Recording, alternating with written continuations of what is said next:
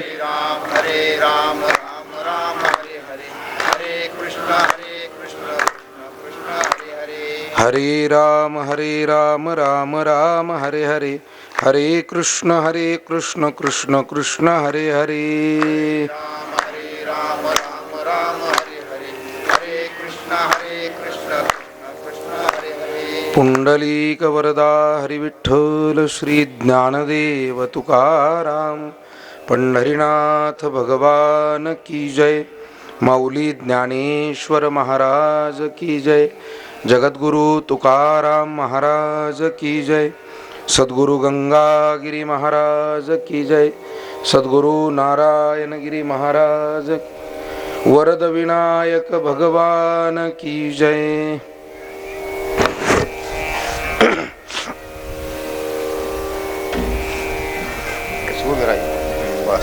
ओम पार्थाय प्रतिबोधितां भगवता नारायणेन स्वयं, व्यासेन ग्रथितां पुराणमुनिना मध्ये महाभारतम्, अद्वैतामृतवर्षिणीं भगवतीम् अष्टादशाध्यायिनीम् अम्ब त्वां मनुसंदधामि भगवद्गीते भवद्वेषिणीं. हळू हळू.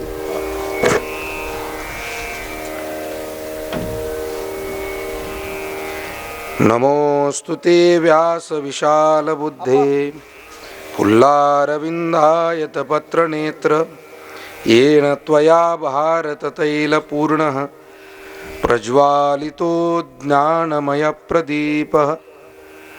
प्रपन्न पारिजाताय तोत्रवेत्रैकपाणये, ज्ञानमुद्राय कृष्णाय गीतामृतदुहे नमः.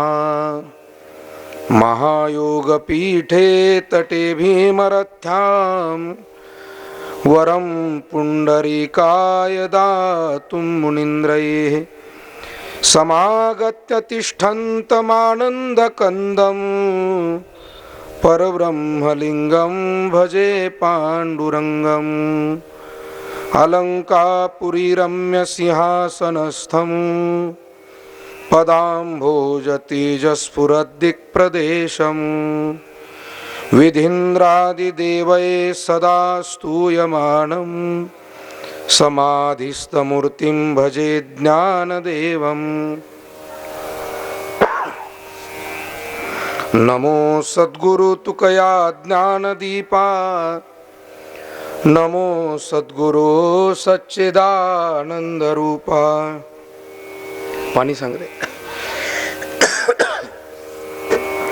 नमो सद्गुरु भक्त कल्याण मूर्ती, नमो सद्गुरु भास्करा पूर्ण कीर्ती.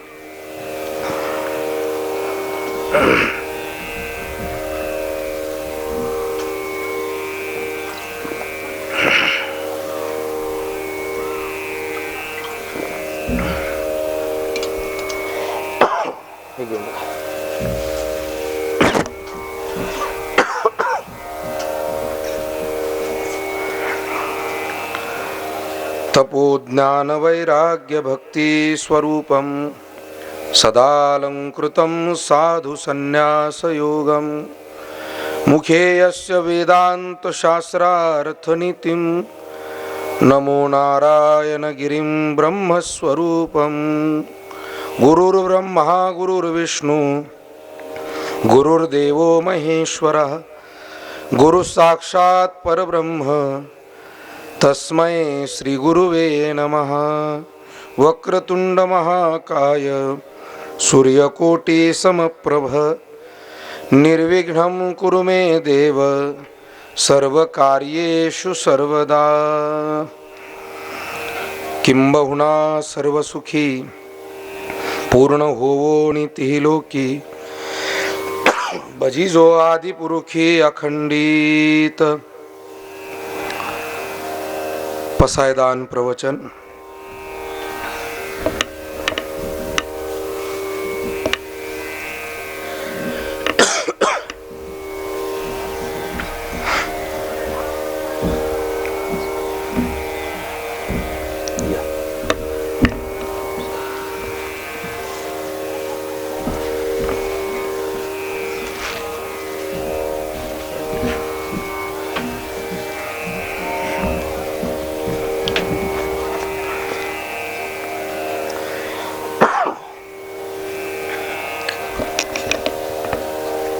भगवान श्री वरद विनायकाच्या दरबारामध्ये श्री पांडुरंगाच्या वरद विनायकाच्या असीम कृपेनं परमपूजनीय प्रातस्मरणीय सद्गुरू नारायणगिरीजी महाराजांच्या कृपाशीर्वादानं आपणा सर्व मान्यवर भाविकांच्या सहयोगानं सहकार्यानं संपन्न होत असलेला वरद विनायक मूर्ती स्थापनेचा प्रथम वर्धापन दिन, त्यानिमित्त पार पडत असलेला हा अखंड हरिनाम सप्ताह ग्रंथराज ज्ञानेश्वरी पारायण सोहळा. जास्त होतोय आवाज, काहीतरी मीड कमी करा थोडासा. या सोहळ्यातील आज पसायदान प्रवचनातील 7व्या ओवीचा भाव पाहण्याचा आपण प्रयत्न करतोय. कार्यक्रमासाठी जमलेली सर्वच मान्यवर मंडळी,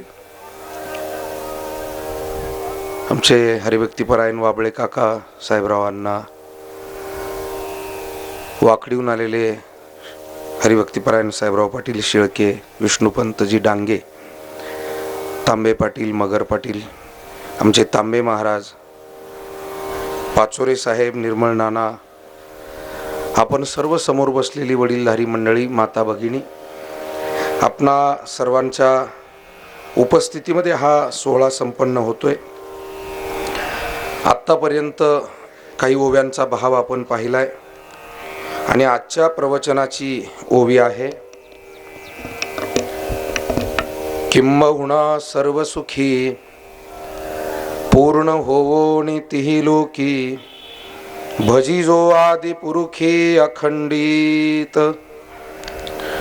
पसायदानातील ही 7व्या क्रमांकाची ओवी आहे. पसायदानातील पहिली ओवी सद्गुरूंचं स्तवन करणारी आहे. दुसऱ्या ओवीपासून माऊली ज्ञानोबारायांनी आपलं काही मागणं मांडलेलं आहे.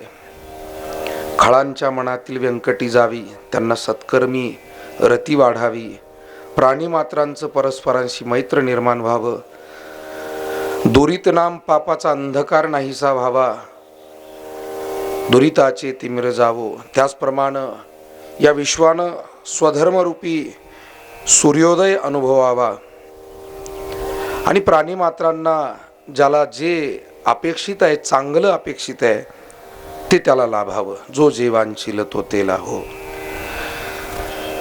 परंतु हे होण्यासाठी विश्वामध्ये स्वधर्म सूर्योदय व्हायचा असेल, प्राणीमात्रांना आत्मलाभ व्हायचा असेल, प्राणीमात्रांचं परस्परांशी मैत्र निर्माण व्हायचं असेल, दुरिताचा अंधकार जावा असं वाटत असेल, खळांच्या मनातील व्यंकटी जावी असं वाटत असेल, तर माऊलींना असं वाटतं संतांची संगती या जगाला घडली पाहिजे.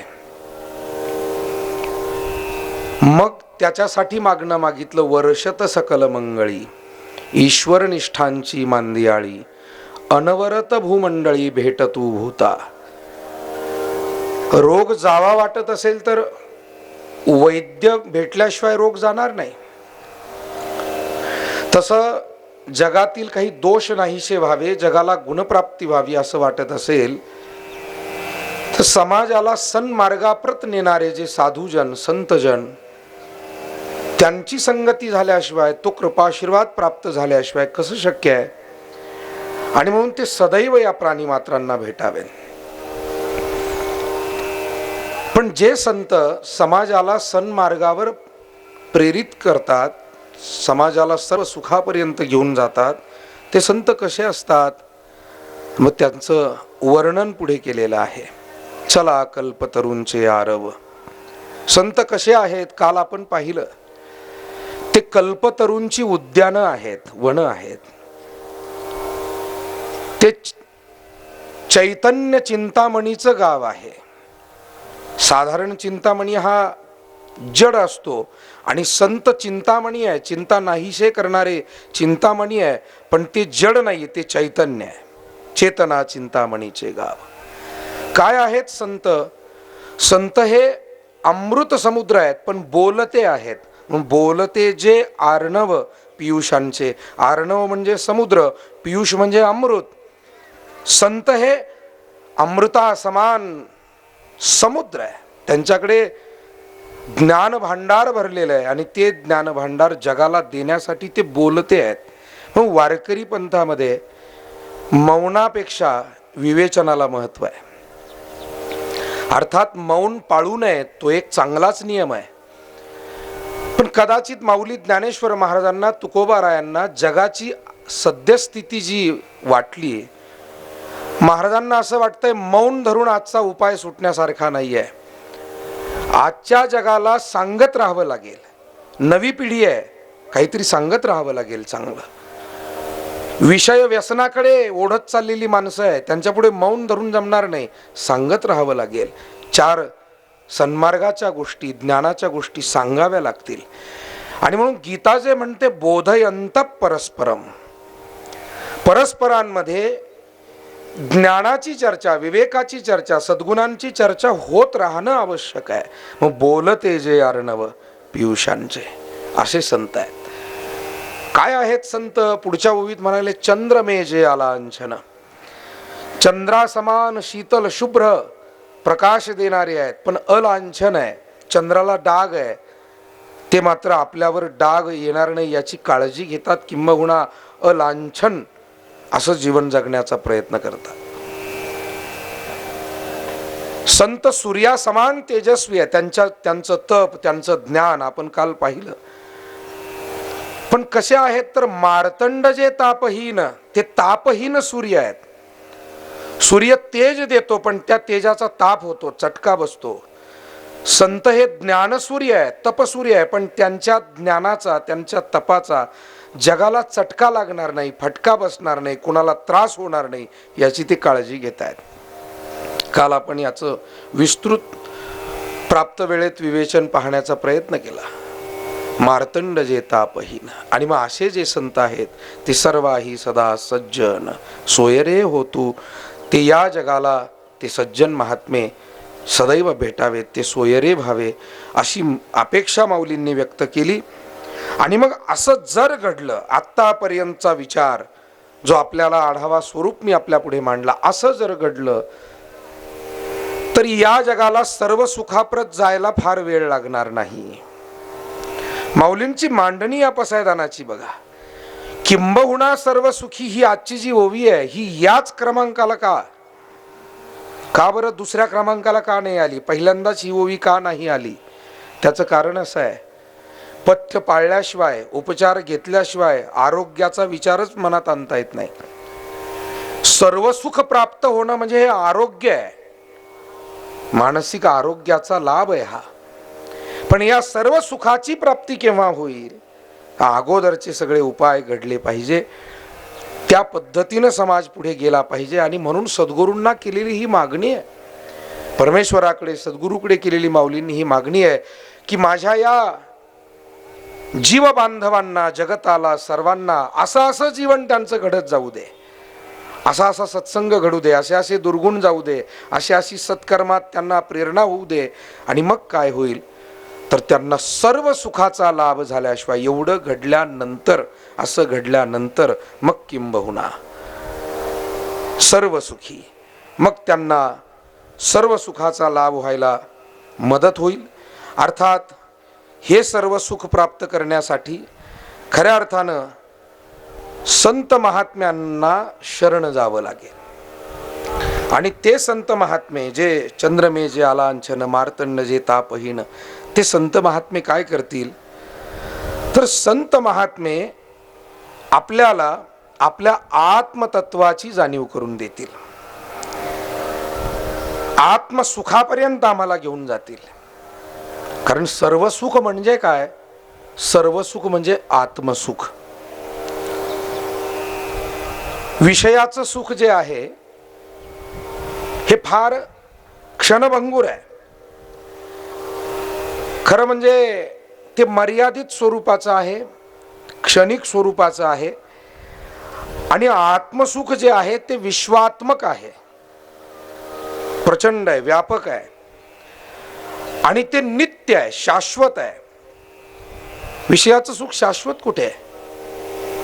शब्द, स्पर्श, रूप, रस, गंध याला पंचविषय म्हणून मांडणी केलेली आहे शास्त्रकारांनी.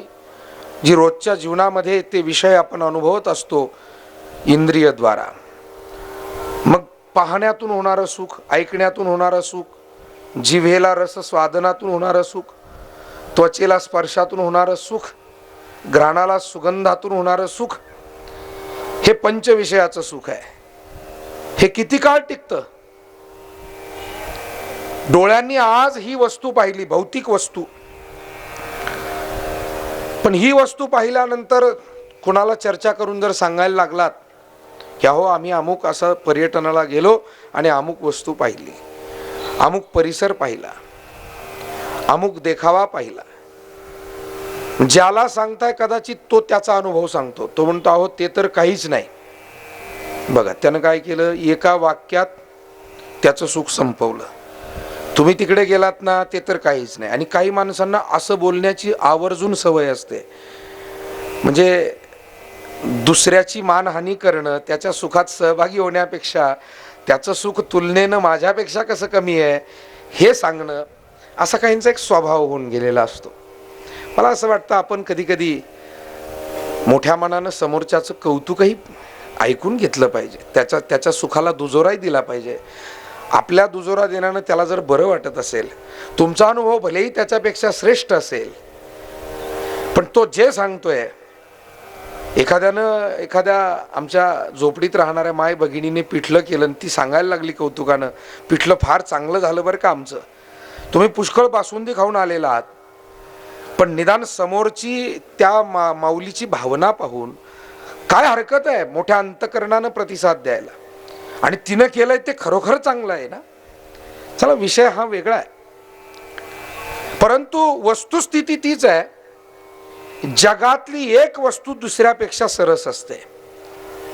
जगातली एक वस्तू दुसऱ्या वस्तू समोर ठेवली किती अल्प वाटू लागते, सामान्य वाटू लागते.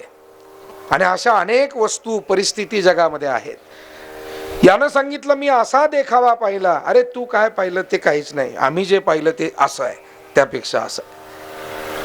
आणि म्हणून विषयांचं जे सुख आहे, माऊली म्हणाले विषयाचे समसुख बेगडाची बाहुली, आभ्राची सावली जाईल रया. हे सुख कसं आहे म्हणाले, आभाळाच्या सावलीप्रमाणे आहे किंवा बेगडाच्या बाहुलीप्रमाणे आहे. आपण नेहमी हा विषय ऐकतोच. बेगडाची बाहुली फार काळ टिकत नाही, त्याचा तो रंगही टिकत नाही आणि त्याचं अस्तित्वही फार नसतं. म्हणून काही दिखाऊ गोष्टी असतील तर त्याला बेगडी म्हणण्याची प्रथाच आहे आपल्याकडे. काय बेगडी रंग दाखवता, बेगडी. बेगडाची बाहुली टिकत नाही. आभाळाची सावली आली मग किती महिने राहील? नाही, महिने कशाचे, काही तासात जाईल, काही दिवसात जाईल. फार काळ जरी राहिली तरी कधी ना कधी जाईल. पूर्वीच्या काळी झड लागायची, अख्खं आभाळ भरलेलं असायचं, 15-15 दिवस सूर्यदर्शन होत नव्हतं, असेही दिवस आपल्यासारख्या वडीलधाऱ्यांनी पाहिलेत. म्हणजे सूर्यच दिसत नव्हता असे दिवस, आता पाण्याचा थेंबच दिसेना असे दिवस. म्हणून दिवस बदलतात म्हणतात ना, त्याची ही प्रचिती आहे. आता हे दिवस बदललेले आहे. पैसा मुबलक झाला आणि प्यायला पाण्याची पंचायत झाली. याचा अर्थ माणसाचं कर्तृत्व वाढलंय पण भक्ती वाढलेली नाही, म्हणून ही अडचण आहे. भक्ती वाढली पाहिजे, नीती वाढली पाहिजे, मग या अडचणी सुटायला वेळ लागत नाही. म्हणजे आम्हाला जे सामान्य भोग आहे ते आज मुबलक प्रमाणात आहे, पण ज्या प्राथमिक गरजा, जीवनावश्यक गरजा, त्या मात्र त्यातून अडचणीत आपण येताना दिसतोय. आणि म्हणून खऱ्या अर्थानं आभाळाची सावली फार काळ टिकत नाही, अगदी त्या पद्धतीनं हे सुख फार काळ टिकत नाही. आणि म्हणून विषयाचं सुख या पद्धतीचं आहे. थोडंसं सूत्रात्मक बोलायचं झाल्यास, मनाला जाणवणारं सुख, बुद्धीला होणारं सुख आणि आत्म्याला होणारं सुख, अशी 3 प्रकारे विभागणी केल्यास आपल्याला अधिक सोपा होईल हा विषय. आपण काही सुख आपल्या मनाला रुचतात, ती मनाला जाणवतात, पण मनाला रुचणारी सुख ही अधम असतात असं शास्त्रकारांचं आणि महापुरुषांचं म्हणणं आहे. म्हणून ज्ञानोबाराय जाणीवपूर्वक म्हणालेत, मनोमार्गे गेला तो तेथे मुकला, हरिपाठी स्थिरावला तोची धन्य. पण मनामध्ये अनेक प्रकारचे संकल्प विकल्प निर्माण होत असतात. मनाची ओढ बहुधा ही निम्न अशा विषयांकडे असते. आणि मग मनाचं जे सुख आहे ते कशाही पद्धतीचं राहतं. मी आपल्याला सांगू का, आपण कदाचित ऐकून गेलात कुठल्या तरी प्रवचनात की एक सुसंस्कृत घरातील गृहिणी, घरदार चांगलं आहे, खाऊन पिऊन सुखी आहे, बाजारला जायला सुद्धा स्वतःच्या चारचाकी गाडीमध्ये ती गृहिणी गेलेली आहे. शहरात राहणारी, घरापासून बाजार 2 किलोमीटर, ड्रायव्हरला घेतलंय, मागच्या सीटवर ती गृहिणी बसलेली आहे. घर सुसंस्कृत आहे, पण थोडंसं पिढीमध्ये काही बदल होत चालतो. ती गृहिणी बाजारात गेली, संपूर्ण बाजार करून झाला आणि येता येता घरी पाहुणे येणार होते. पाहुणे जरा थोडे वेगवेगळ्या आवडीचे होते आणि म्हणून त्यांच्यासाठी मासळी घ्यायला ती थांबली. आता स्वतःला काही तिला ते आवडत नाही, पण आता परिस्थिती तशी आहे. उतरली खाली. ती खाली उतरल्यानंतर तिची बुद्धी तिला सांगते की तू एकतर या मासळीच्या बाजारात जाणं योग्य नाही. हे काही सज्जनानं जाण्याचं काम आहे का? बरं, तिथे गेल्यानंतर मासळी घेणंही योग्य नाही, घरी घेऊन जाणं योग्य नाही, तिची बुद्धी तिला सांगते. पण मनानं तिला ओढीत नेलं. नाही नाही म्हटलं, गेलंच पाहिजे, काय करता, कर्तव्य आहे आपलं. मनबुद्धीचा असा सगळा तो खेळ. तिथे गेल्यानंतरही तो खेळ सुरूच होता. एका बाजूला तिनं रुमाल असा नाकावर तोंडावर धरलेला होता आणि जे काही मासे घ्यायचे आहेत मोजून दिल्यानंतर तो घ्यायला हात पुढे केलेला आहे. एका बाजूला ती नजर फिरवते, नाक दाबून धरते आणि दुसऱ्या बाजूला मात्र मासे घेण्यासाठी हात पुढे करते. यालाच म्हणावं मनबुद्धीचं भांडण. हे मनोविज्ञान आहे त्याच्यातलं. म्हणजे काय झालं, एका बाजूला तिला ते त्याज्य आहे, वाईट आहे असंही वाटतंय आणि दुसऱ्या बाजूला घ्यावंसही वाटतंय. मनाची सुखही अशी असतात. कधी कधी आपली बुद्धी सुचवत राहते की अरे हे योग्य नाही आहे, पण मन तिथे घेऊन गेल्याशिवाय. आता बरेच जण मद्यपान करणारे, त्यांना माहिती आहे हे कडवट आहे, तेच सांगतात. आपल्याला काय माहिती, कडवट आहे म्हणतात, नाक दाबून पितात. मग कडू आहे तरी मन थांबत नाही ना. आणि म्हणून रामकृष्ण परमहंसांनी स्वामी विवेकानंदांना एकदा मनाचा स्वभाव समजावून सांगताना उदाहरण दिलं होतं. ते म्हणाले होते की विवेकानंदा, मन कसं आहे, मनाच्या या भावना कशा आहेत, म्हणाले त्या मोहरीप्रमाणे आहे. मोहरी असते ना, आपण जिरे मोहरी जे फोडणीला वापरतो, मोहरीचं उदाहरण दिलं. मोहरी जर का नजर चुकीनं खाली सांडली तर ती पूर्ण भरून घेता येईल याची खात्रीच देता येत नाही. मन त्याच पद्धतीचं आहे. ती मोहरी कितीही भरा तुम्ही, कुठेतरी मग ती फरशीच्या सापटात जाऊन बसेल, कुठेतरी कोनाड्यात जाऊन बसेल, किती भरा, एकतर हातातच येणार नाही. भरण्याचा प्रयत्न केला, काही भरलं जाईल, काही मोहरी खालीच फरशीवर राहील. मनाच्या भावना एकदा का विखुरत चालल्या, याला वेगळं वळण लागत चाललं की त्याला सन्मार्गावर आणणं, ती मोहरी सांडलेली भरणं जेवढं अवघड आहे तेवढं कठीण आहे. आणि म्हणून या मनावर जास्त लक्ष द्यावं. आपण तणावर जास्त लक्ष देतो. माझं शरीर सुदृढ कसं राहील, सुंदर कसं राहील, नीटनेटकं कसं राहील. आपण आपल्या बाह्य गोष्टींकडे लक्ष देतो. जरूर असावं, सामाजिक सभ्यता पाळताना नीटनेटकेपणा हा असायलाच हवा, त्यात काही दुमत असण्याचं कारण नाही. आपले कपडे स्वच्छ असावे, आपण स्वतः चांगलं असावं, सदाचारी असावं, स्वच्छ असावं. पण हे सगळं करताना आपण एक चूक करतोय, आपल्या मनाकडे मात्र दुर्लक्ष करतोय. म्हणजे मन किती मलिन झालंय, ते किती वाया गेलंय, ते किती कुसंस्कारी झालंय, याच्याकडे पाहायला वेळ मिळत नाही. आणि म्हणून तुकाराम महाराजांसारखे संत जनाला जागवत असताना मनाला जाग करायला विसरत नाही. ऐसे जागवितो जना सरीसे मनासहित. तुकाराम महाराज म्हणाले, मी जनाला बोध देतो पण जनाला बोध देता देता कधीतरी एकांतात बसून मी माझ्या मनालाही समजावून सांगतो, मना तेथे धाव घेई राहे विठोबाचे पायी. हे मना, जनाला मी रोज सांगतोय, पण तूच मला दगा देऊ नको. नाही तर व्यासपीठावर बसून मी जनाला परोपकाराच्या गोष्टी सांगणार, सदाचाराच्या गोष्टी सांगणार, आणि तू मात्र मला फरफटत कुठेतरी घेऊन जाणार. म्हणून या मनाकडे लक्ष पुरवणं ही खूप मोठी जबाबदारी आपली सर्वांची असते, आणि ती जबाबदारी आपण पालन करणं फार आवश्यक आहे. या मनाला सावध करण्याचं काम आपण करावं, मनाशी संवाद करण्याचंही काम करावं. मन प्रसन्न ठेवायचं असेल, मनातला काही वाईट गोष्टींपासून आपल्याला वाचवायचं असेल, तर तुकाराम महाराज म्हणतात, तुका म्हणे होय मनाशी संवाद आपुलाची वाद आपणासी. आपला त्या मनाशी संवाद नित्य चालला पाहिजे. मला वाटतं आजच्या काळात धावपळीमध्ये गतिमान युग आहे आणि संवाद कमी होतोय सर्वच पद्धतीचा. कुटुंबातला संवाद कमी होतोय, गावातला, समाजातला, नातेवाईकांमधला संवाद कमी होतोय, ऑफिसातला, एखाद्या संघटनेतला संवाद कमी होतोय. आणि या संवादाबरोबर व्यक्तीचा जो स्वतःशी संवाद व्हायला पाहिजे तोही होत नाही. त्याला आत्मचिंतन म्हणतात, ज्याला मनन म्हणतात, तो संवाद आहे मनाशी. आपण कधीतरी एक 5-10 मिनिट तरी आपण आपल्याशी बोललं पाहिजे.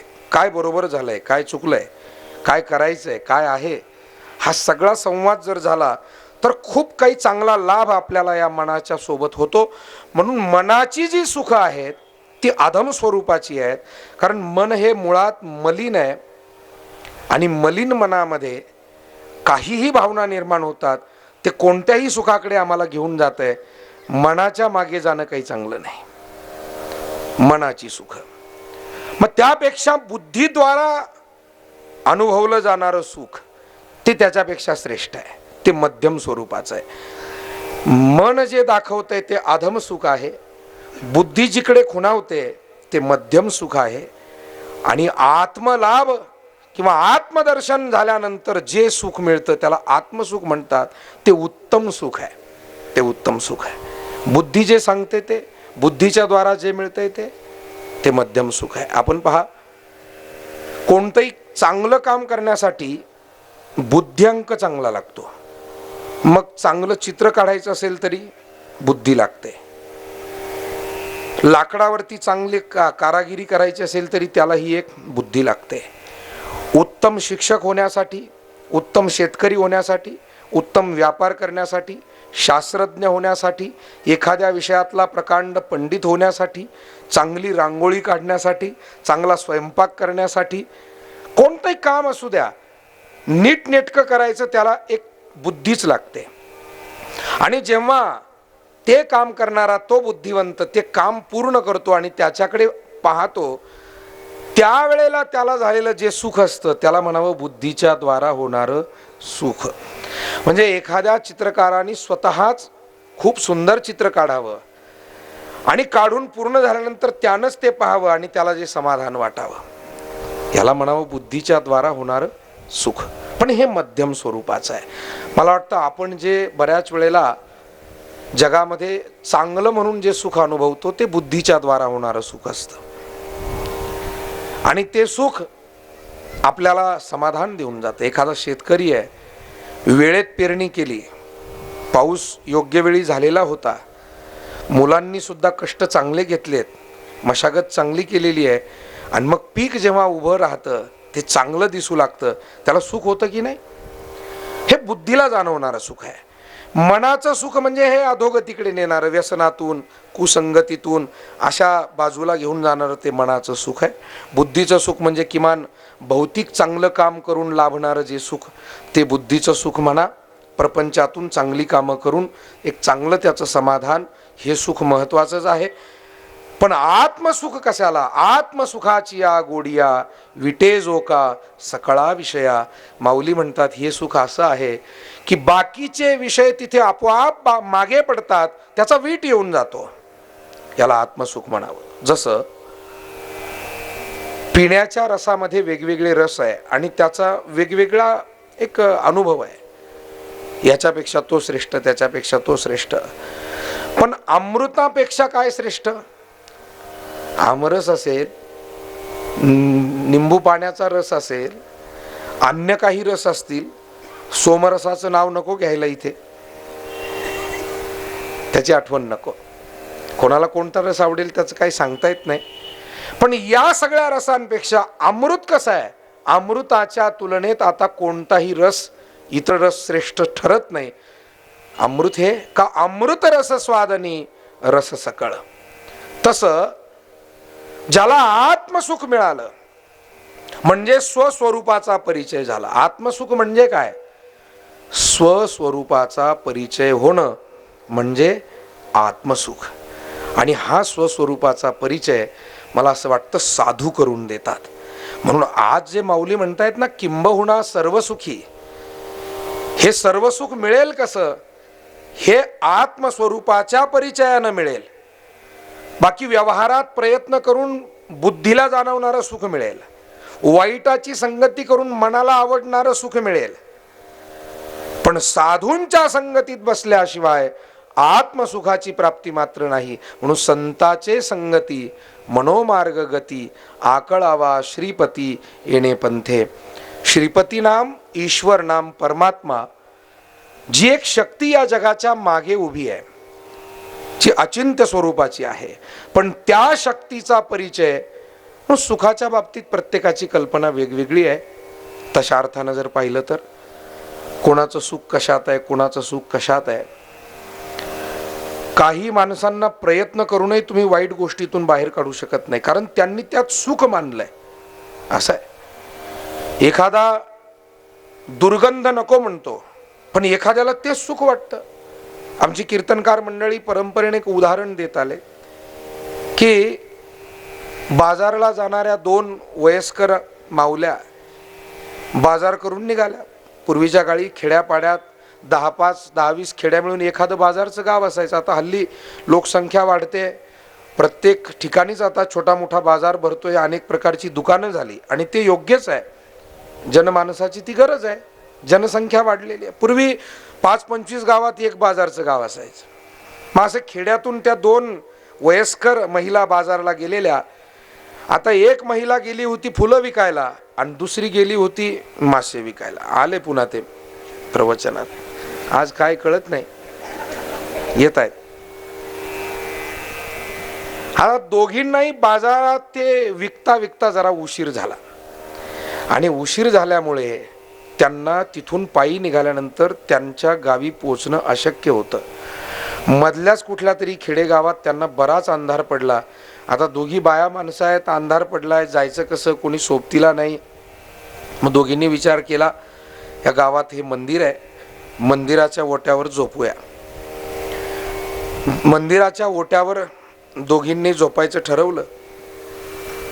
ज्या फुलं विकायला गेलेल्या आजीबाई होत्या त्यांनी आपलं टोपलं उशालाच ठेवलं. मंदिर आहे म्हणून मासे विकायला जाणाऱ्या आजीबाईनं तेवढा एक नियम पाळला, त्यांचं टोपलं ओट्याच्या खालीच ठेवलं आणि दोघी तिथे झोपल्या. पण त्या मासे विकणाऱ्या आजीबाईला काही झोप येईना, काही केलं झोप येईना. ती दुसरी म्हणल्या, अगं झोप, आपल्याला पहाटे लवकर उठून जायचंय, झोप. ती काय झोपेना. शेवटी तिच्या लक्षात आलं, हे फुलाचं टोपलं उशाला आहे म्हणून झोप येईना, कारण तिला त्या फुलाच्या सुगंधाची सवय नव्हती. शेवटी त्या मंदिराच्या ओट्याच्या एका कोपऱ्यावर जाऊन तिनं तिचं टोपलं आपलं उशाला घेतलं. मासळीचा वास त्याचा येत होता आणि मग तिला झोप लागली. अर्थात जो जेथीचे गौरवनेने तयासिते भिंगुळवाने, हा अप्रसंगुतेने म्हणावा की ज्याला चांगल्या विषयांचं महत्व नाही, वाईट विषयात रमला. हे एक उदाहरण म्हणून आपल्याला सांगितलंय. काहींचं सुख या सामान्य गोष्टींमध्येच आहे. हे फोर्ड नावाचे एक उद्योगपती, मोटार धंद्यामध्ये त्यांचं नाव मोठं आहे आणि म्हणून फोर्ड नावाच्या गाड्या ज्या आहेत त्याचे जे मूळ संस्थापक जे कोणी होते, अमेरिकेचे मूळ, त्यांना असं वाटलं एवढा मोठा प्रगत देश आपला, आणि तरीही आपल्या देशात दारिद्र्य. कारण त्यांना एक भिकारी दिसला रस्त्यावर चालताना, त्या फोर्ड नावाच्या उद्योगपतीला तो भिकारी दिसला. ते थांबले त्याच्याजवळ आणि त्यांना वाईट वाटलं. ते म्हणाले, आपल्या या देशामध्ये, गरीब देशांमध्ये लोक भीक मागत असतील त्यात ठीक आहे, पण आपल्या देशात काय कमतरता आहे, तरी तू भीक मागतोय. ठीक आहे, असेल तुझी परिस्थिती वाईट, मी तुला ही माझी गाडीच बक्षीस देतो. मला हे तुझं भिकारी पण काही सहन होत नाही. आता मोठ्या गाडीत बसून आलेला तो माणूस, मोठ्या माणसाला मोठं अंतकरण आणि काय वाटलं, लहर लागली, ही गाडी मी तुला देतोय. आणि खरोखर त्यांनी त्या ड्रायव्हरला सांगितलं की आता ही गाडी याच्या घरी सोडून ये, जा तू, मी दुसरी व्यवस्था करतो. आणि जाता आता त्याला प्रेमानं विचारलं. त्याला खूप आनंद झाला त्या भिकाऱ्याला. एकदम गाडी हातात भिक्षापात्र घेऊन उभा असलेला आणि एवढी मोठी भव्य गाडी त्याला मिळाली. मग ते फोर्ड नावाचे उद्योगपती म्हणाले की काय रे बाबा, मला एवढंच विचारायचंय, तुला आता कसं वाटतंय, ही गाडी मी तुला दिलेली आहे आणि काय करशील. कारण एखादी चांगली वस्तू देताना माणसाला तेवढे तर भावना असतेच ना, निदान याचा सदुपयोग व्हावा. तुम्ही अन्नधान्य एखाद्याला अर्पण केलं. काल आमच्या एका महाराजांनी छान प्रवचन केलं, देशे कालेच पात्रेच तद्दानम सात्विकम स्मृतम. सात्विक दान कशाला म्हणतात, देश काल आणि पात्र याचा विचार करून. कारण जिथे लोकांना अन्नदान करण्याची गरज नाही तिथे ते करण्याचं काही प्रयोजन नाही. जिथे असलेली भाकरी फेकून देत आहेत तिथे का करावं. म्हणजे देश योग्य असावा, काल योग्य असावा, कोणत्या काळात ते करायचं आहे, आणि पात्र योग्य असावं. अपात्राला जर चुकीचं दान दिलं तर. म्हणून त्या फोर्ड नावाच्या उद्योगपतीनं विचारलं, ही गाडी मी तुला दिलेली आहे, काय करशील आता. त्याचं सुख पहा कशात आहे. तो म्हणाला, साहेब फार बरं झालं, माझी खूप मोठी सोय केली तुम्ही. अहो भटकावं लागत होतं, इकडून तिकडे जायचंय, पायी प्रवास करायचा, आता मी गाडीत बसून भीक मागेल. म्हणजे नाही सुधारणा, कशी सुधारणा करायची सांगा ना. सुधारणा करणाऱ्याने ते काय डोके फोडून घ्यावेत. प्रत्येकाला उत्तिष्ठत जाग्रत प्राप्य वरांनी बोधत, हे जे सूत्र आम्हाला वेदाने दिलंय की बाबांनो नुसता सवलतीचा लाभ काय घेता, उठा, सक्षम व्हा. मला वाटतं कोणत्याही महापुरुषांनी जगाला संदेश देताना हाच दिलेला आहे. पण आम्ही कोणालाही सवलत मिळायला लागली की तो आळशी होतो. कीर्तनकाराला सवलत जरी मिळाली तो आळशी होऊन जातो. त्याला वाटतं काय मिळतंच आहे ना, काय करायचं आपल्याला परिश्रम घेऊन. कीर्तन केलं की दक्षिणा मिळते, मग कशाला परिश्रम करा, कशाला काय सेवा करा. मला असं वाटतं हे चालणार नाही. आपल्या प्रत्येकावर जी जी जबाबदारी आहे ती नीटपणे सांभाळण्याचा प्रयत्न आपण केला पाहिजे. तो ज्याला भिक्षा मागणारा आहे, गाडी मिळाली, खरं तर त्यानं म्हणावं की आता मी चांगलं काहीतरी उद्योग करील, परिश्रम घेईल, पण भिक्षा मागण्यातच त्याचं सुख आहे, त्यालाच त्याच्यातून बाहेर यायचं नाही, मग काय करावं. आता या उलट एक उदाहरण आपल्याकडे घडलेलं आहे. योगी अरविंद नावाचे खूप मोठे एक सद्ग्रस्त आपल्या भारतामध्ये होऊन गेले. किती मोठे होते तर त्या काळी त्यांच्या वडिलांनी त्यांना कलेक्टर बनवायचं स्वप्न पाहिलं होतं आणि त्यासाठी त्यांना अगदी सुरुवातीच्या काळापासून इंग्लंडला शिक्षणाला पाठवलं. अर्थात तिथे शिक्षणाला पाठवत असताना त्यांनी आधुनिक शिक्षणच घ्यायचा हा आग्रह धरलेला. गेलेत केम्ब्रिज विद्यापीठामध्ये त्यांचं शिक्षण सुरू झालं. अनेक प्रकारच्या विषयांचा अभ्यास केला, इतिहासाचा अभ्यास, गणिताचा अभ्यास, समाजशास्त्र, राज्यशास्त्र, अर्थशास्त्र, विज्ञान, अनेक प्रकारच्या भाषा, खूप चांगल्या पद्धतीचा अभ्यास. आणि या सगळ्या भाषांचा अभ्यास करता करता योगी अरविंदांना तरुणपणी संस्कृत भाषेचा अभ्यास करण्याची संधी मिळाली. आणि ती कुठे तर या देशातून 7 समुद्रापलीकडे केम्ब्रिज विद्यापीठामध्ये. आणि त्यांना मूळ काही संस्कार, त्याच्यामुळे ती संस्कृत भाषा इतर सर्व विषयापेक्षा जास्तच आवडली. कारण प्रत्येकाचा एक स्वतंत्र काही आवडीचा एक विषय असतो. आणि म्हणून अलीकडे जे म्हटलं जातं की विद्यार्थ्यांचा कल ओळखून त्यांना शिक्षण द्या. कारण त्यांची आवड ओळखून जर का प्रयत्न केले तर एक लाभ होतो, ते त्या विषयात पुढे जातात. त्यांनी संस्कृतावर विशेष चिंतन केलं. त्या संस्कृत भाषेतले ग्रंथ, त्याच्यातलं तत्वज्ञान, त्याच्यातलं मग शिकवलेली ती जीवनमूल्य, हळूहळू अरविंदांवर त्या सगळ्या विषयाचा प्रभाव झाला. त्यांच्या राहणीमानात सुद्धा बदल होत गेला, साधेपणा येत गेला, कारण त्या संस्कृतातील तत्वज्ञानाचा प्रभाव अगदी इतका प्रभाव झाला की वडिलांना वाटलं होतं 8-10 वर्षाच्या शिक्षणानंतर येताना माझा मुलगा हा एक मोठा अधिकारी होऊन परतेल, पण इतका प्रभाव झाला की तो एक साधू महात्मा होऊनच तिकडून परतला. म्हणजे जे माणसं सुधारायचे असतात ना ते कुठेही गेले तरी सुधरून येतात, आणि जे बिघडायचे असतात ना ते कुठेही दाबून ठेवले तरी बिघडल्याशिवाय राहत नाही. त्याचं एक उत्तम उदाहरण आहे योगी अरविंद. किती कुठे ठेवा, त्यांना कशापासूनही वाचवा, बिघडायचे ते बिघडणार आणि सुधारायचे ते कोणत्याही वातावरणात कोणत्याही परिस्थितीत पाठवा.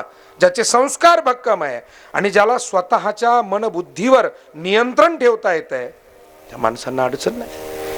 म्हणजे परदेशामध्ये जाऊन आजही आमची अनेक मुलं मुली जातात, आपल्या कामावर प्रेम करतात, आपल्या कुटुंबाची आठवण ठेवतात. आहेत ना आजही, सगळेच जण काही त्या वातावरणात वाहून जातात असंही काही नाही आहे.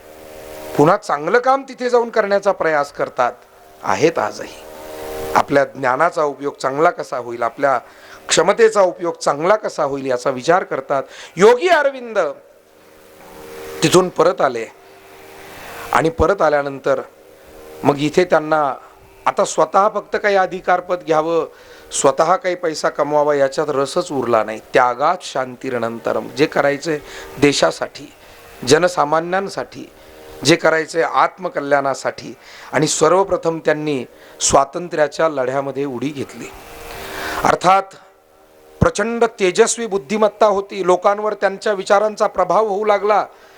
इंग्रजांच्या विरोधामध्ये ज्या वेळेला ते भाषणं देऊ लागले, लोक प्रभावित होऊन त्यांच्या मागे येऊ लागले. बंगालमधला हा सगळा विषय, मूळ बंगालचे होते. स्वातंत्र्यपूर्वी इतिहास जर आपण पाहिला ना, महाराष्ट्र आणि बंगाल हे सगळ्यात पुढे होते, याच्यात कोणाचं दुमत असण्याचं कारण नाही. क्रांतिकारक, देशभक्त यांची सर्वात मोठी यादी. या दोन राज्यांचा भक्तीच्या बाबतीतही फार जवळीक आहे, क्रांतीच्या बाबतीतही फार जवळीक आहे, सारखेपणा आहे. आपल्याकडे जेवढं भजन मृदंग टाळ तेवढंच बंगालमध्ये आहे, फक्त भाषा वेगळी आहे. इतर ठिकाणी तुम्हाला हे दिसणार नाही, आहे पण प्रमाण कमी आहे. या दोन राज्यांमध्ये ही विशेषता आहे. आणि म्हणून योगी अरविंद योग सामर्थ्याचाही पुढे त्यांनी फार प्रचार प्रसार केला. मला हे सांगायचं आहे की ज्या वेळेला इंग्रजांच्या विरोधामध्ये त्यांचं हे कार्य सुरू झालं, त्यांना डांबण्यात आलं, आणि मग ज्या वेळेला त्यांना डांबून ठेवण्यात आलं, त्यांची बहीण होती, तिचं नाव होतं सरोजिनी. नाव विसरतोय मी, बरोबर आहे, सरोजिनी हे तिचं नाव. त्या बहिणीलाही आपल्या भावाच्या या कार्याविषयी प्रचंड आदर होता की माझा भाऊ देश कार्य करतोय अरविंद, आणि त्याला या सरकारनं आपल्या बलानं विनाकारण कारागृहात टाकलंय. मग तिने एक चळवळ उभी केली त्या बहिणीनं, जनमानसामध्ये जाऊन आपण आंदोलन करूया माझ्या भावाच्या सुटकेसाठी. परंतु काही केल्यात सोडायला तयार होईना. बराच मोठा दावा होता, अमुक इतकी रक्कम भरली आणि अमुक असं झालं तर सोडू, जामीन, बरीच मोठी रक्कम. आता सरोजनीकडे तेवढे पैसे नव्हते कुटुंबाकडे. शेवटी काय केलं, तिनं लोकवर्गणी सुरू केली. एक चांगला माणूस असा गुंतून पडणं चांगलं नाही. आणि पूर्वीच्या काळी लोक चांगल्या माणसांसाठी सुद्धा वर्गण्या करत होते बरं का. हल्ली फक्त देवासाठीच आपण वर्गण्या करतो. मला वाटतं चांगल्या कामांसाठी केल्या पाहिजे. एखाद्या गावात विद्यालय नाही आहे, लोकांनी पुढं आलं पाहिजे. शाळेची इमारत उभी करायला का वर्गणी करू नये. आणि अनेक गावांनी हे आदर्श उभे केलेले आहेत. फक्त देवाचं मंदिर बांधण्यासाठीच वर्गणी असावी असं काही नाही. जे जे सामाजिक आहे, जे जे योग्य आहे, उपयुक्त आहे, त्या गोष्टींसाठी आपण जरूर योगदान दिलं पाहिजे. आरोग्याचं काम असेल, शिक्षणाचं काम असेल, निसर्ग संवर्धनाचं काम असेल, या गोष्टींसाठी आपलं योगदान का नको. पूर्वीच्या काळी स्वातंत्र्य लढ्यासाठी सुद्धा गांधीजींनी आवाहन केलं होतं, आणि अनेक माय बहिणींनी आपल्या गळ्यातले अलंकार तोडून त्यांना सभेमध्ये दिले की बापू हा देश स्वतंत्र झाला पाहिजे अशी आमचीही धारणा झालेली आहे आणि त्यासाठी हे आमचं योगदान. या भाऊ, नेवासा तालुक्याचे आणि जिल्ह्यातील युवा नेते सन्माननीय प्रशांत भाऊ गडाख आवर्जून या ठिकाणी आलेत. मी आपल्या सर्व भाविकांच्या वतीनं त्यांचं स्वागत करतो. टाळ्या वाजवून आपण त्यांचं अभिनंदन करूया. सतत सामाजिक, शैक्षणिक, धार्मिक कार्यामध्ये एक तळमळीनं ते पुढे असतात आणि गेली 15, 16, 17 वर्ष अतिशय चांगले स्नेहसंबंध या सगळ्या कामांमधून त्यांचे आमचे देखील निर्माण झालेले आहे. नेवासी परिसरामध्ये परमार्थाचं छोटं मोठं काम करताना सतत त्यामध्ये सहभाग, सहकार्य आणि अशा या सर्व समाजाच्या हिताच्या उपक्रमांसाठी ही सर्व मंडळी पुढे असतात. खरं म्हणजे मला आज त्यांनी आश्चर्याचा धक्का दिलेला आहे, कारण फोन वगैरे काही झाला नाही आणि फक्त शब्द दिला होता. मागे भेट झाली एका कार्यक्रमात, असा कार्यक्रम त्यांच्या ध्यानात होतं. मागच्या वर्षी तुमच्या कार्यक्रमाला मी येऊ शकलो नाही, पण नक्की येईल. आणि ते आलेत, त्यांचं स्वागत आहे. एक युवा नेते म्हणूनही आहे आणि आता लोणीच्या भूमीतून स्वागत करायचं म्हणजे राठीसाहेब जावई म्हणूनही स्वागत करावं लागेल ना तुम्हाला लोणीकरांना, कारण लोणीचे ते जावई आहेत. तेव्हा धन्यवाद. मी आपल्यासमोर हा विषय मांडण्याचा प्रयत्न करत होतो की योगी अरविंद हे मुळात युरोपमध्ये जाऊन उच्च शिक्षण घेऊन आलेले असताना सुद्धा आपली माती, आपली संस्कृती, आपली माणसं, त्यांची व्यथा हे ते विसरले नव्हते. मी मगाशी आपल्यासमोर तो मुद्दा मांडला की काही माणसं चांगल्या संस्कारात राहून सुद्धा बिघडतात आणि काही माणसं संस्कार जिथे मिळत नाही अशा ठिकाणी राहून सुद्धा ते त्यांचं जीवन घडवतात आणि इतरांसाठी काही करतात. अरविंदांच्या बाबतीमध्ये ते आले. इंग्रज सरकारने त्यांना कैदेत टाकलं. त्यांची बहीण सरोजनी हिनं त्यांना सोडवण्यासाठी प्रयत्न सुरू केले आणि त्या प्रयत्नाचा भाग म्हणून गोरगरीब लोक तिला मदत करू लागले त्या बहिणीला. कारण हा एक एवढा मोठा तेजस्वी बुद्धिमान मनुष्य जेलमध्ये गुंतून राहणं ही त्यावेळच्या स्वातंत्र्य संग्रामासाठी सुद्धा हानी होती. त्यावेळेला हावडा ब्रिजच्या कडेला उभं राहून भीक मागणारा एक भिकारी. आता मी मगाशी एका भिकाऱ्याची गोष्ट सांगितली. फोर्ड नावाच्या उद्योगपतीने त्याला कार दिली आणि विचारलं की काय करशील, तर तो म्हणला आता कारमध्ये बसून पुन्हा भीक मागेल. हा एक भिकारी. आणि आता हा भारतातला एक भिकारी जो हावडा ब्रिजच्या कडेला उभं राहून अपंग होता, भीक मागायचा येणारा जाणाऱ्यांकडे, त्यानं त्या दिवशी जोरजोरानं भीक मागायला सुरुवात केली. लोकांना वाटलं हा भिकारी रोजच इथे असतो, समाधानानं दिलं ते घेतो, आज एवढा अट्टहास करून कशासाठी भीक मागतोय. त्यानं दिवसभर जेवढं काही मिळालं ती सरोजनी नावाची जी क्रांतिकारकाची अरविंदाची बहीण होती तो तिला भेटला आणि त्यानं सांगितलं की ताई, आपल्या भारताला स्वतंत्र करण्यासाठी अरविंदांसारख्या तेजस्वी लोकांची गरज आहे. त्यांना सोडवणं हे आपलं सर्वांचं कर्तव्य आहे. ही आपली राष्ट्रसेवा आहे आणि त्याच्यासाठी मी जर भिकारी असलो तरी आना पैका शिवराई करून 1 रुपया हा जमा झालाय, हा मी तुम्हाला देतोय. म्हणजे या माणसाचं सुख कशात आहे पहा. मी ही गोष्ट म्हणजे करमणूक म्हणून नाही सांगितली. पहिल्या माणसाचं सुख आहे आयुष्यभर भीक मागण्यातच आहे. दुसराही गरीब आहे, भीक मागतोय, पण त्याला त्याचं सुख सेवा करण्यात दिसलेलं आहे. भले मी लहान असेल. काही माणसं हे नेहमी पळवाट काढत राहतात. आमची परिस्थिती नाही, कसं काय सहकार्य करणार, आम्हाला शक्यच नाही. मला वाटतं सेवा करणाऱ्यांनी पळवाट कधी काढायची नसते. असेल त्या परिस्थितीत, असेल तेवढ्या क्षमतेनं आपण सेवा जर करू लागलो तर नक्कीच आपली सेवा परमेश्वरापर्यंत जाते, समाजापर्यंत पोहोचते. भलं मोठा मनुष्य मोठ्या हातानं सेवा करील, लहान मनुष्य लहान हातानं करील, पण याचा अर्थ लहान आहे म्हणून त्यानं सेवा करूच नाही, सगळी दुसऱ्यांकडे ढकलून द्यावी, सोपवून द्यावी. मला वाटतं असंही काही करणं उचित नाही. आणि म्हणून खऱ्या अर्थानं हा सुखाचा विचार पाहत असताना आपल्याला आपलं सुख हे उदात्ततेनं स्वीकारायला हवं. सामान्य गोष्टीत सुख स्वीकारू नये. म्हणून 3 गोष्टी ज्या सुरुवातीला मांडल्या, मनाला वाटणारी सुख ही अधम स्वरूपाची असतात, बुद्धीच्या द्वारा आपल्याला जाणवणारी सुख ही मध्यम स्वरूपाची असतात, आणि अंतःकरणाला आत्म्याला जी प्राप्त होतात ती सुख उत्तम स्वरूपाची असतात. मनाच्या मागे न धावता आपण बुद्धी वापरून काही सुख मिळवावी आणि नुसत्या बुद्धीच्या सुखावर अवलंबून न राहता आपण अंतःकरणापर्यंत हृदयाला काय हवंय, त्याची भूक नेमकं काय आहे, ती देखील पाहण्याचा प्रयत्न करावा. मला वाटतं विज्ञान आणि व्यवहार संसार आपल्याला मनाची आणि बुद्धीची सुख देईल, हृदयाची सुख देण्याचं काम मात्र संत महात्मे आणि शास्त्रग्रंथ करतील.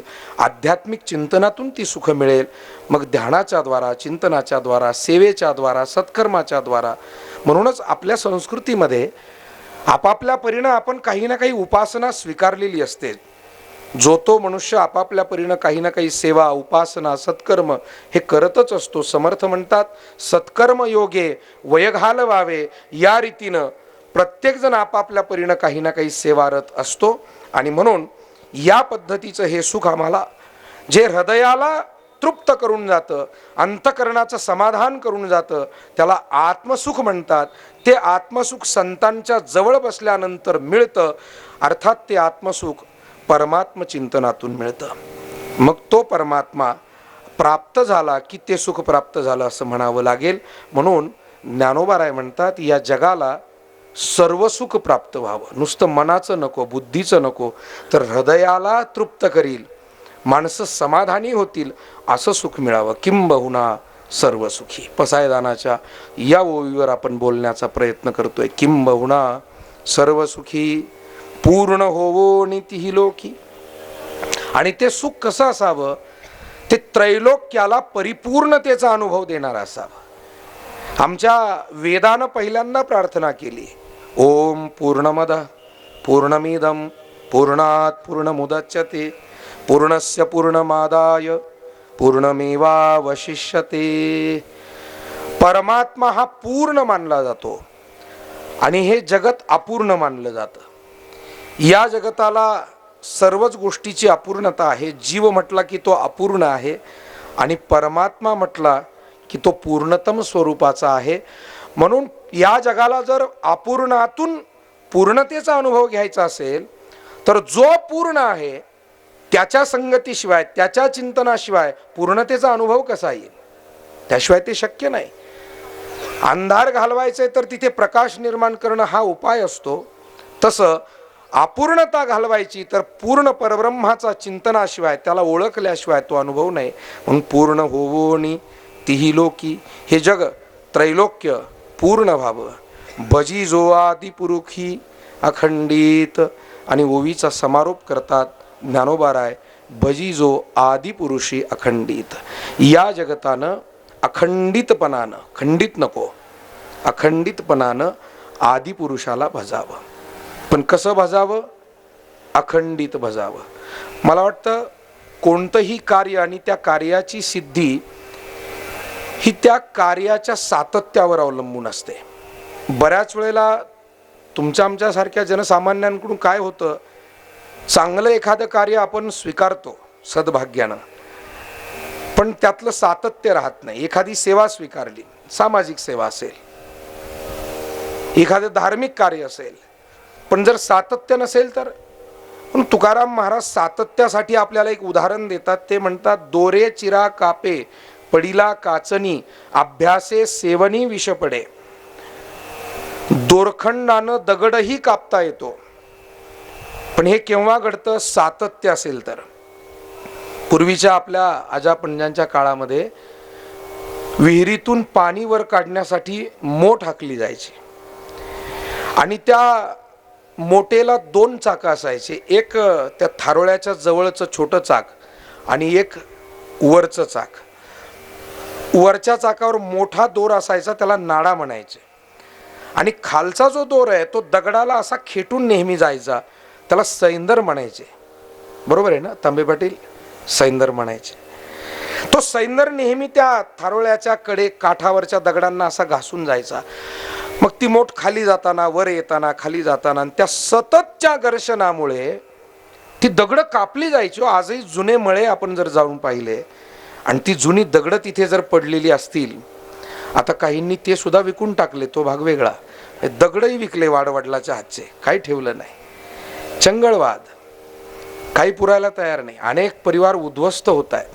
हो, नव्या पिढीला आपल्याला हेही सांगावं लागेल की शिक्षण घेताना, उद्योग व्यवसाय करताना, मोठं होताना हाही विचार करा की आपण निदान आपलं जीवन व्यवस्थित चालावं, आपल्या मुलाबाळांचंही काही कल्याण व्हावं.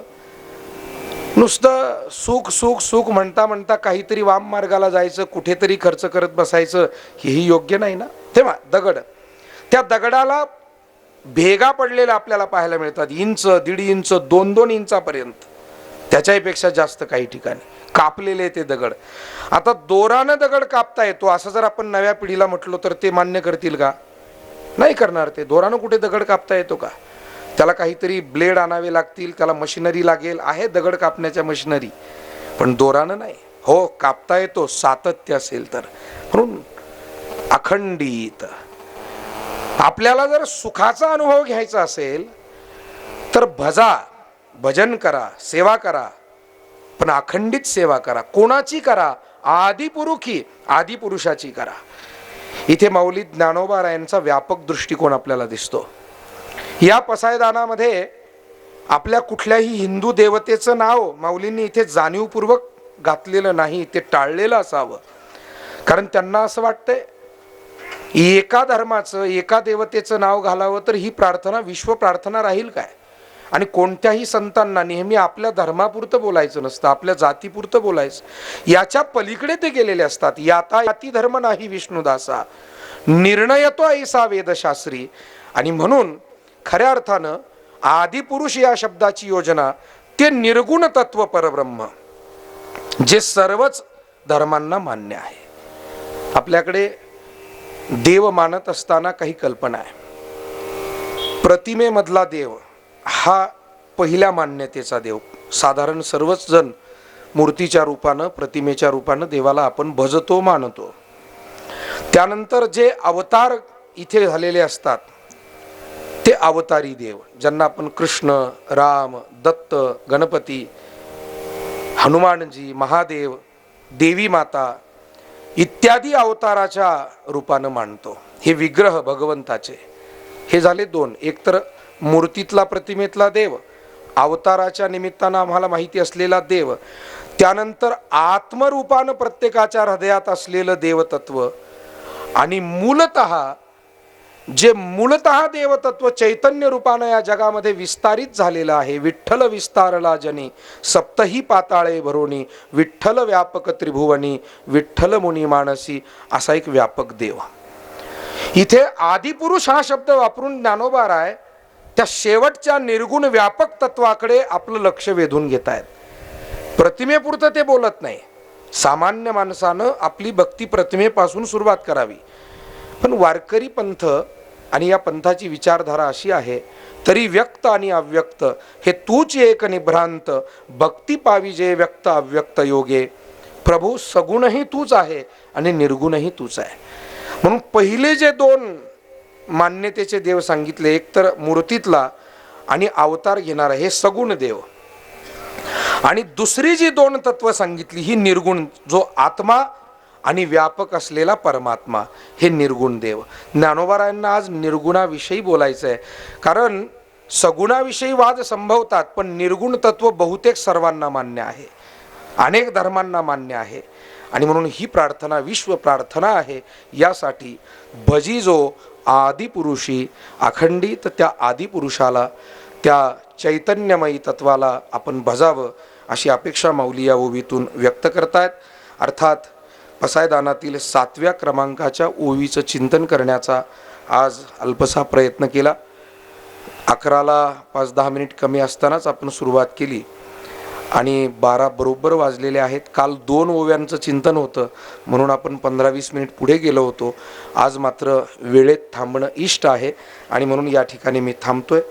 आजच्या कार्यक्रमासाठी आलेली सर्व मान्यवर मंडळी, समोर बसलेली सर्व वडीलधारी मंडळी आणि माता भगिनी, सर्वांना धन्यवाद. पसायदान घेऊन प्रवचनाचा समारोप आणि मग मुख्य अतिथींचा सन्मान आपण करूया. आता विश्वात्मके देवे येणे वागयज्ञे तोषावे, तोषो निमज द्यावे पसाय दानहे. जे खळांची व्यंकटी सांडो तया सत्कर्मी रती वाढो. भूता परस्परे पडो मैत्र जीवांचे, दुरितांचे तिमिर जावो. विश्व स्वधर्म सूर्ये पाहो, जो जे वांछिल तो ते लाभो. प्राणी जात वर्षत सकल मंगळी, ईश्वर निष्ठांची मांदियाळी. अनवरत भूमंडळी भेटतू भूता, चला कल्पतरूंचे आरव. चेतना चिंतामणीचे गाव, बोलती जे अर्णव. चंद्रमे जे आलांछन, मार्तंड जे तापहीन. ते सर्वाही सदा सज्जन सोयरे होतू. किंबहुना सर्व सुखी पूर्ण होवो नीतिही लोकी. भजिजो आदिपुरुषी अखंडित, आणि ग्रंथोपजीविये विशेषी लोकीये. दृष्टादृष्ट विजय हुवावेजी, एथ म्हणे श्री विश्वेश्वरावो.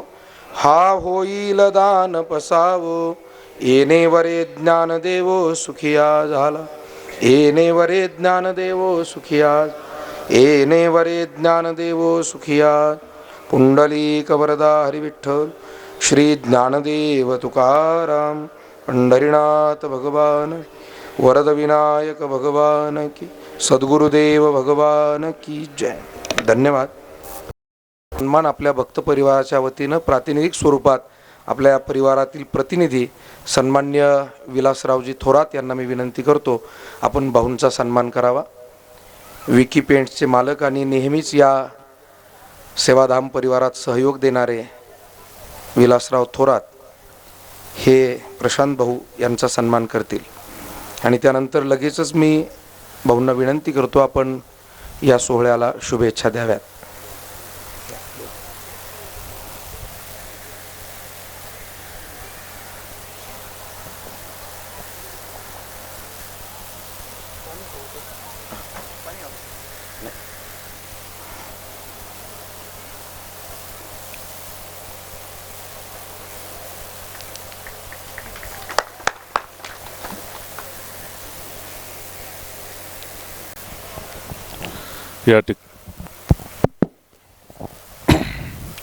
या ठिकाणी अखंड हरिनाम सप्ताह चालू आहे. त्या निमित्तानं ज्यांचं प्रवचन आपण नुकतंच ऐकलं ते हरिभक्तपरायण उद्धव महाराज, उपस्थित सर्व पंचकृषीतून आलेले वडीलधारी मंडळी, माता भगिनी.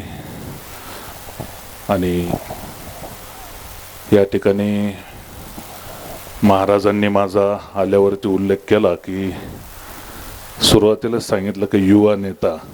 तर महाराज मी काय नेता वगैरे काही नाही आहे अजिबात.